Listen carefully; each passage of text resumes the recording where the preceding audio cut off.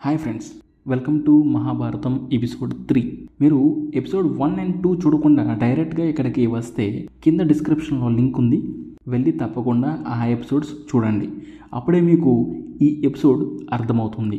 Welcome to Mayabazar facts.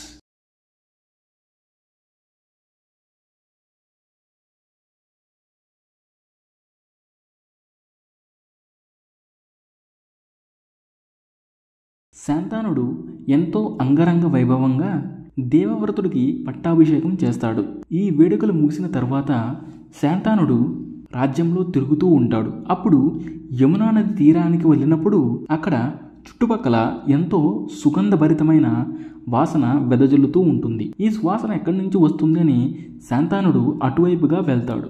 అక్కడ యమునా నదిపై పడవ నడుపుతూ ఒక యువతి ఉంటుంది. ఆమె మర్త్యగంధి.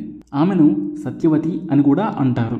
ఈవిడ గురించి నేను ఎపిసోడ్ 1లో వ్యాసుని గురించి, వ్యాసుని బర్త్ స్టోరీ గురించి చెప్పినప్పుడు చెప్పాను. మీరు మిస్ అయి ఉంటే ఒకసారి వెళ్ళి చూడండి.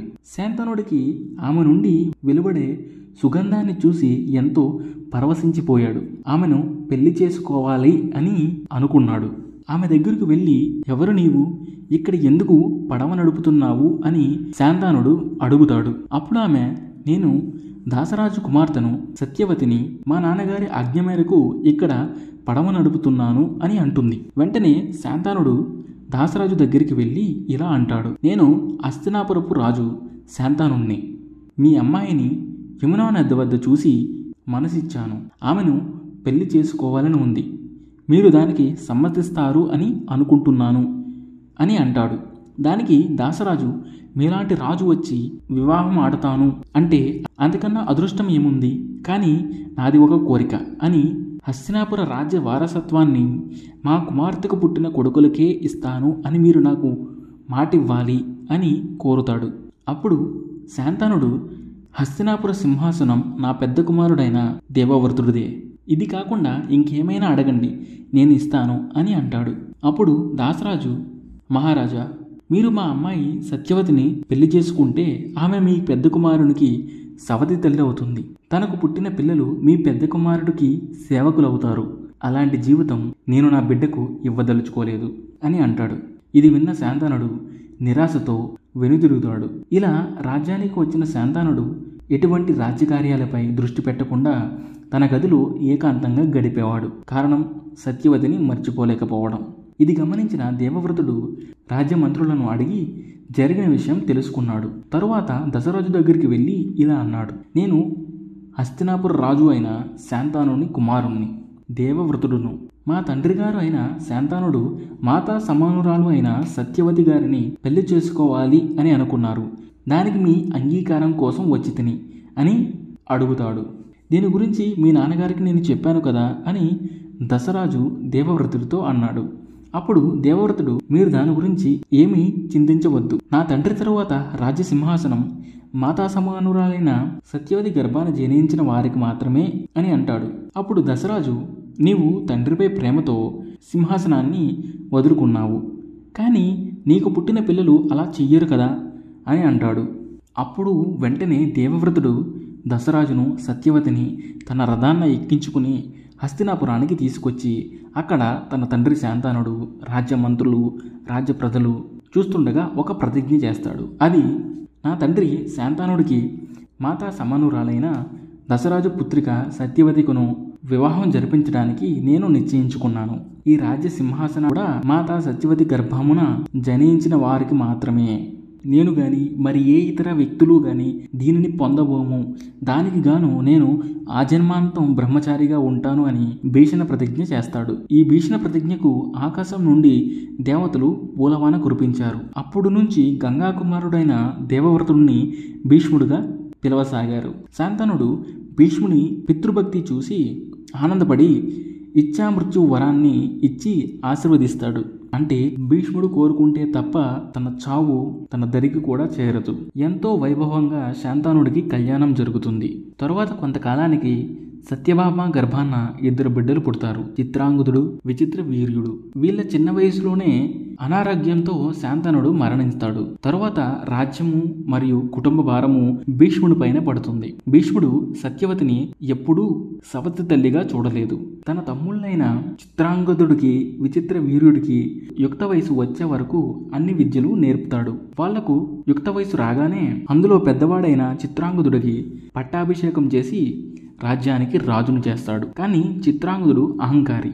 అలా అహానికి పోయి తన పేరు ఉన్న గాంధర్వ రాజు చిత్రాంగదుడితో యుద్ధం చేసి మరణిస్తాడు. అప్పుడు భీష్ముడికి వేరే దారి లేక చిన్న తమ్ముడైన విచిత్ర వీర్యుడికి పట్టాభిషేకం చేస్తాడు. కానీ విచిత్ర వీర్యుడు రాజ్యాన్ని పాలించలేకపోతాడు. అప్పుడు భీష్ముడు రాజ్యానికి సారథ్యం వహించి రాజ్యాన్ని పాలింపజేస్తూ ఉంటాడు. ఇలా భీష్ముడి సారథ్యంలో రాజ్యం ఎంతో సుభిక్షంగా ఉంటుంది. అందరూ భీష్ముడిని కీర్తిస్తూ ఉంటారు. ఇలా ఉండగా కాశీరాజు తన 3 కుమార్తెలైన అంబ, అంబిక, అంబాలికలకు స్వయంవరం ప్రకటిస్తాడు. అయితే భీష్ముడు ఆ స్వయంవరానికి వెళ్ళి ఆ 3 తీసుకొచ్చి తన తమ్ముడికిచ్చి పెళ్లి చేద్దాం అని అనుకుంటాడు. అక్కడ స్వయంవరం కోసం చాలా దేశాల నుంచి రాజులు వచ్చి ఉంటారు. వాళ్ళని దాటుకుని భీష్ముడు వెళ్ళి ఆ 3 అమ్మాయిలని తీసుకొచ్చి అక్కడ ఉన్న రాజులతో ఇలా చెప్తాడు: నేను ఈ కన్యలకు క్షత్రియ పద్ధతి ద్వారా నా తమ్ముడైన విచిత్ర వీరుడికిచ్చి వివాహం చెయ్యాలి అని నిశ్చయించుకున్నాను. మీలో ఎవరైనా నన్ను అడ్డుకోగలిగితే అడ్డుకోవచ్చు అని అంటాడు. అప్పుడు అందరూ యుద్ధభూమిలో సమరానికి సిద్ధమవుతారు.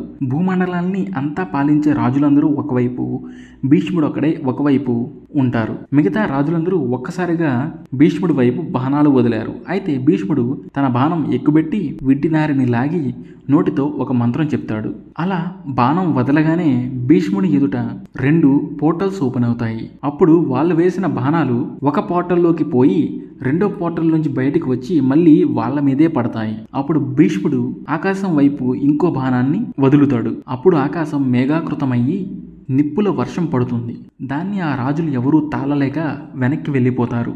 ఆ సమయంలో ఒకే ఒక వ్యక్తి భీష్ముడిని ఎదిరించడానికి తన రథంతో ముందుకొస్తాడు. అతనే సాల్వ మహారాజు. ఇంత జరిగిన తర్వాత సాల్వుడు భీష్ముడిని ఎదిరించడానికి ఒక కారణం ఉంది. అది కాశీరాజు పెద్ద కుమార్తె అంబను ప్రేమించడం వలన. స్వయంవరంలో అంబ సాల్వుని మెడలో మాల వేసి పరిణయమాడాలి అని అనుకుంది. కానీ భీష్ముడు రావడం వల్ల అది జరగలేదు. సాల్వుడు భీష్ముడికి ఎదురు వెళ్లి గంగాపుత్ర భీష్మ, నీకు ఈ సాల్వుడి బాణం రుచి చూపిస్తా అని అనేలోపే భీష్ముడు తన ధనస్సుతో బాణం వదులుతాడు. దానికి సాల్వుడి ధనస్సు విరిగిపోతుంది. సాల్వుడు ఇంకో ధనస్సు తీసేలోపు భీష్ముడు ఇంకొక బాణాన్ని సంధిస్తాడు. అది 3గా మారి సాల్వుడి రథసారథికి, రథ జెండాకు, అలానే సాల్వుడి కిరీటానికి తగిలి కింద పడిపోతాయి. సాల్వుడు నేల మీద పడి ఉన్న కిరీటాన్ని చూస్తూ ఉండిపోతాడు. అప్పుడు భీష్ముడు ఇంకొక బాణాన్ని సంధిస్తాడు. అది సాల్వుడికి తగిలి తను కింద పడిపోతాడు. ఇంకా భీష్ముడు 3 యువరాణుల్ని హస్తినాపురానికి తీసుకువెళ్తాడు. అక్కడ సత్యవతీదేవి వాళ్ళకి హారతి ఇవ్వడానికి సిద్ధమై ఉంటుంది. భీష్ముడి రథం రాగానే అంబ సత్యవతి కాళ్ళ మీద పడి ఏడుస్తుంది. ఎందుకమ్మా బాధపడుతున్నావు అని సత్యవతి అంబను అడుగుతుంది. అప్పుడు ఆమె, నేను సాల్వ మహారాజు ప్రేమించుకున్నాం, వివాహం చేసుకుందాం అనే టైంలో మీ పుత్రుడు నన్ను తీసుకొచ్చాడు అని అంటుంది.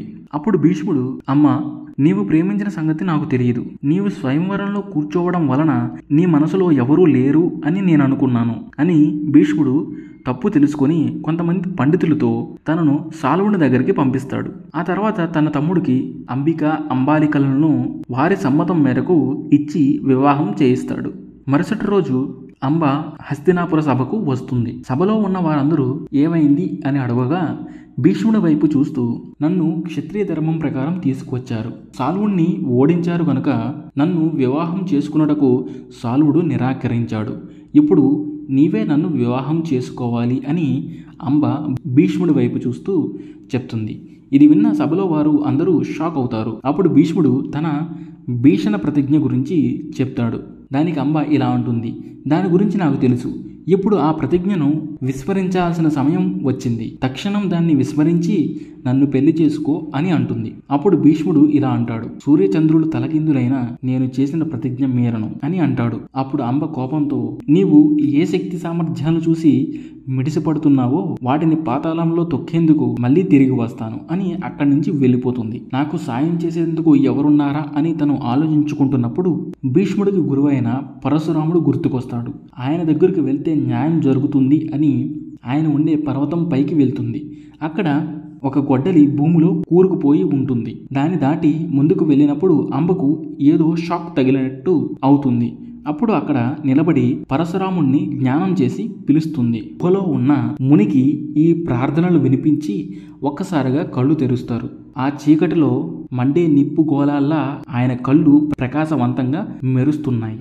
అంబ చుట్టుపక్కల ఉన్న భూమి ఒక్కసారిగా కంపించసాగింది. అప్పుడు అంబ కళ్ళు తెరిచి చూస్తే భూమిలో ఉన్న గొడ్డలి ఒక్కసారిగా పైకి లేచి ఆ గుహలోకి వెళ్తుంది. కొంతసేపటికి గొడ్డలి పట్టుకుని గంభీరంగా ఒక వ్యక్తి నడుచుకుంటూ వస్తాడు. ఆయనే శివుని భక్తుడు, క్షత్రియుల పాలిట యముడు, పరశురాముడు. ఆ తర్వాత ఏం జరిగింది, భీష్ముడికి పరశురాముడికి యుద్ధం ఎలా జరిగింది, ఎవరు గెలిచారు అనే విషయాలు నెక్స్ట్ ఎపిసోడ్లో తెలుసుకుందాం. ఈ వీడియో కనుక మీకు నచ్చితే ఖచ్చితంగా లైక్ అండ్ సబ్స్క్రైబ్ చేయండి. అలానే మీ అభిప్రాయాన్ని కామెంట్లో తెలిపండి. Thank you.